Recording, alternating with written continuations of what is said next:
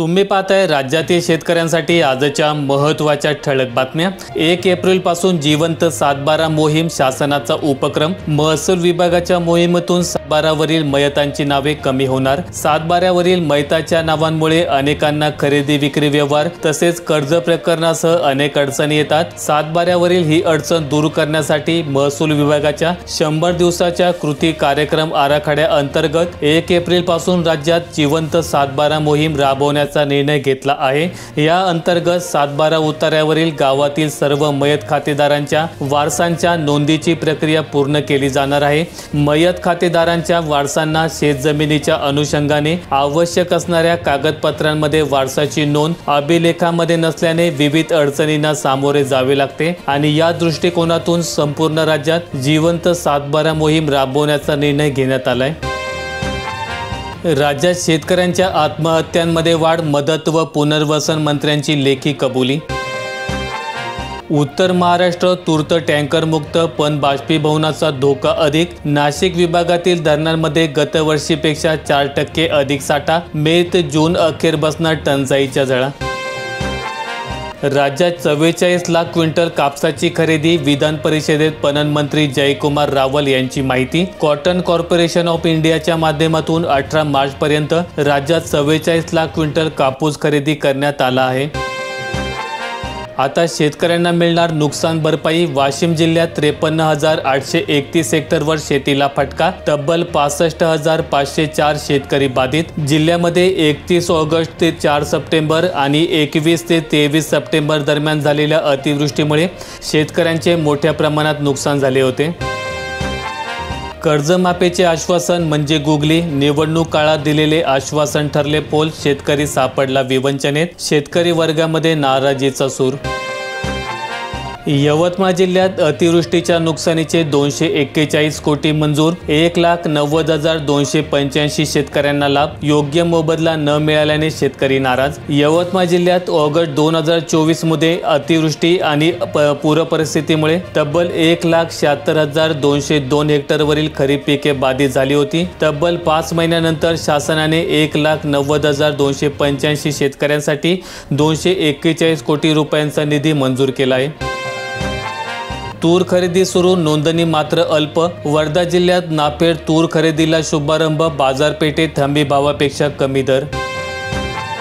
अवकाळी पावसाची शक्यता, हवामान विभागाने दिला इशारा। शेतकऱ्यांमध्ये चिंतेचे वातावरण। मका, धान व आंबा पिकाला बसणार मोठा फटका। गडचिरोली जिल्ह्यात धान उत्पादक शेतकऱ्यांचे 3.25 कोटींचे चुकारे थकीत। आर्थिक नियोजन बिघडले। चुकारे तातडीने देण्याची शेतकऱ्यांची मागणी। अवकाळीमुळे बेदाणा उत्पादन घटण्याची भीती। 50% अनुदान देण्याची शासनाकडे शेतकऱ्यांची मागणी। शेतकऱ्यांना मिळणार पीक विमा। आमदार विटेकर यांच्या लक्षवेधीला कृषी मंत्री माणिकराव कोकाटे यांचे उत्तर। परभणी जिल्ह्यातील 3,57,000 शेतकऱ्यांनी पीक विम्यापोटी 7,65,00,000 रुपयांचा स्वतःचा हप्ता भरलेला आहे। राज्य शासन, केंद्र शासन व ICICI लोंबार्ड जनरल इन्शुरन्स यांनी आपापले हप्ते भरल्यानंतर परभणी जिल्ह्यातील शेतकऱ्यांना 335,90,00,000 रुपयांची रक्कम 25% अग्रिम म्हणून मिळणार आहे। शेतकऱ्यांच्या कर्जमाफीची आशा मावळली। शेतकऱ्यांकडे कानाडोळा। निवडणुकीमध्ये दिलेले आश्वासन गेला कुठे? शेतकरी वर्गामध्ये नाराजीचा सूर। कुकडी प्रकल्पामध्ये 27.20% पाणी साठा। माणिकडोह धरणात अवघे 7% पाणी। सोयाबीनच्या दरात घसरण, शेतकरी अडचणीत। जुन्नर तालुक्यातील चित्र। शासनाकडून 4,800 रुपये हमीभाव देऊनही बाजारात त्यापेक्षा खालच्या दराने खरेदी। अंगणवाडी सेविका घरी येणार, घरात कार आहे का ते आता तपासणार। 3,000वर लाडक्या बहिणी रडारवर। कुटुंबात वाहन आढळल्यास लाभ बंद होणार। राज्य सरकारचा महत्त्वाचा निर्णय। 2 दिवसात शेतकऱ्यांच्या खात्यात पीक विम्याचा पहिला हप्ता जमा होणार। शेतकरी खरीपातील पीक विम्याची वाट पाहत आहेत। राज्य सरकारने आपला पहिला हप्ता थकवल्याने 22 जिल्ह्यातील जवळपास 2,160 कोटी रुपयांची विमा भरपाई रखडली। यात स्थानिक नैसर्गिक आपत्ती आणि हंगामातील प्रतिकूल परिस्थिती या बाबी अंतर्गत मिळणाऱ्या भरपाईचा समावेश आहे। राज्य सरकार विमा कंपनीला आपला 700 कोटींचा पहिला हप्ता 2 दिवसांमध्ये देणार आहे। कंपन्यांना विमा हप्ता मिळाल्यानंतर शेतकऱ्यांना विमा भरपाई मिळण्यास सुरुवात होईल, असे कृषी विभागाने म्हटले आहे। आता शेतात बोरवेल खोदण्यासाठी मिळवा 50,000 रुपयांचे अनुदान। महाडीबीटी पोर्टलवर अर्ज करावा। अनुसूचित जमातीच्या शेतकऱ्यांसाठी योजना। घाम गाळला, नशीब फळफळलं, मोसंबीच्या दरात झपाट्याने वाढ। पाचोड येथील मार्केटमध्ये गुरुवारी 200 टनांची आवक, प्रति क्विंटल 23,000 रुपयांपर्यंत भाव। मंगू मोसंबीला 8 ते 10 हजारांचा दर। 6 महिन्यात पेट्रोल कार्डच्या किमतीत मिळणार इलेक्ट्रिक वाहने। केंद्रीय रस्ते वाहतूक व महामार्ग मंत्री नितीन गडकरी यांची घोषणा। हिंगोली जिल्ह्यात सीसीआयने कापूस खरेदी गुंडाळली। 4 केंद्रांवर 2.25 लाख क्विंटल कापसाची खरेदी। जानेवारीपासून 100 रुपयाने भाव कमी। मराठवाड्यामध्ये अवकाळी पाऊस। मराठवाड्यात वादळी वारे आणि विजांच्या कडकडासह अवकाळी पाऊस झाला। या पावसामुळे गहू, हरभरा आणि फळबागांचे मोठ्या प्रमाणात नुकसान झाले। यंदा ज्वारीपेक्षा कडब्याला भाव। शेतकऱ्यांसमोर चारा टंचाईचे संकट। तीर्थपुरी परिसरातील शेतकऱ्यांनी ऊसाची अधिक लागवड केल्याने ज्वारीचे क्षेत्रामध्ये मोठ्या प्रमाणात घट झाली। 8.25 लाख बहिणींनी घेतला योजनांचा डबल लाभ। त्या बहिणींचा लाभ होणार 12,000 रुपयांनी कमी। अवकाळी पावसाच्या भीतीमुळे बळीराजाची सोंगणीची लगबग। पुढील 2 दिवसात हवामान बदलाचे संकेत। चाऱ्यासाठी खर्च 2,500। दूध विकून महिन्याला मिळतात फक्त 2,000। पशुपालकांचा आतबट्ट्याचा खेळ। महागड्या पशुखाद्यामुळे दुग्ध व्यवसायाला आली उतरती कळा। आर्थिक स्थिती सुधारल्यानंतरच लाडक्या बहिणींना 2100 रुपये। विधानसभेत उपमुख्यमंत्री अजित पवार यांची प्रांजळ कबुली।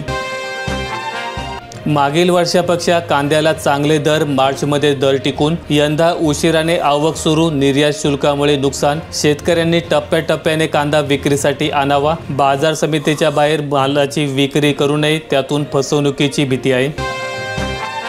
केंद्राकडून अनुदान हिस्सा मिळण्याचा मार्ग मोकळा। अट पूर्ण केल्याने थकीत अनुदान मिळणार। केंद्र शासनाकडे अडकून पडलेले अनुदान मार्च एंडपूर्वी मिळण्यासाठी कृषी विभागाने केलेल्या नियोजनाला यश मिळण्याची शक्यता आहे। केंद्राचा 4था हप्ता मिळण्यासाठी देशात सध्या केवळ राज्याचा कृषी विभाग पात्र ठरल्याचे सूत्रांचे म्हणणे आहे। पश्चिम महाराष्ट्रात ई-पीक नोंदणीकडे शेतकऱ्यांनी पाठ फिरवली। नाममात्र 7.5% नोंदणी। 7-12 उतार्यावर पिकाची नोंदणी असणे बंधनकारक। आंदोलक शेतकऱ्यांना बळाने हटवले। पंजाब पोलिसांकडून मोठी कारवाई। आंदोलकांची धरपकड सुरू। फार्मर आयडी नोंदणीत पुणे तिसरे। 4.5 लाख शेतकऱ्यांना लाभ। महाराष्ट्रात आतापर्यंत 78 लाखांपेक्षा अधिक शेतकऱ्यांनी नोंदणी केली असून पुणे जिल्ह्यात 4.5 लाख शेतकऱ्यांना फार्मर आयडी मिळाला आहे। यंदा पहिलीपासून राज्यात CBSEचे वेळापत्रक। NCERTच्या धर्तीवर अभ्यासक्रम 5 वर्षात टप्प्याटप्प्याने पूर्णतः नवे बदल। शालेय शिक्षण मंत्री दादा भुसे यांची विधान परिषदेत माहिती। राज्यात ऊन पावसाचा खेळ सुरूच। पश्चिम महाराष्ट्र तापला तर विदर्भात पावसाचा येलो अलर्ट। हवामान खात्याकडून विदर्भाला आज पावसाचा येलो अलर्ट देण्यात आला आहे। विदर्भातील अनेक जिल्ह्यांमध्ये वादळी वाऱ्यासह पाऊस पडण्याची शक्यता आहे, तर उर्वरित राज्यात उकाडा कायम राहणार आहे। माहिती आवडल्यास व्हिडिओला लाईक करून दररोजच्या बातम्या पाहण्यासाठी चॅनल सबस्क्राईब करा। धन्यवाद।